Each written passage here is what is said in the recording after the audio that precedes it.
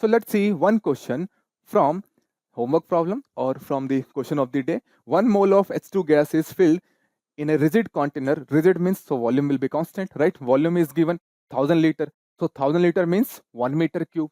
1 meter cube is equal to 1000 liter. After heating, its temperature is raised by 10 degrees Celsius. So delta T it is, right? Delta T, right? Temperature difference. Using ideal gas assumption, its pressure is increased by, so P2 minus P1. They are asking, right? So how we can do this? You can write ideal gas equation. So for state 1, we can write P1 V1 is equal to nR T1. Here R is universal gas constant, right?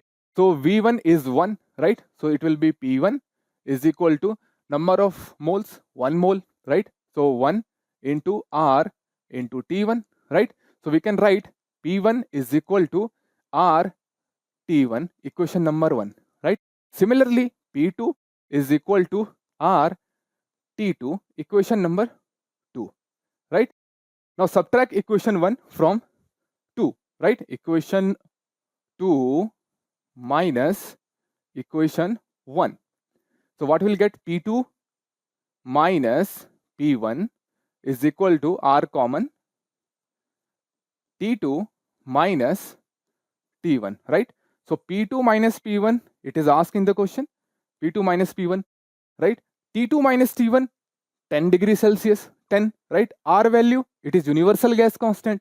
So 8.314 joule per Kelvin per mole into delta T, that is 10. Multiply by 10. So P2 minus P1 is equal to 83.14 Pascal Newton per meter square. So that's why answer is B, right? Now I am giving you one more homework from this question only. We are heating it, right? After heating, its temperature is raised by 10 degrees Celsius. So I am giving you one question on this only, right?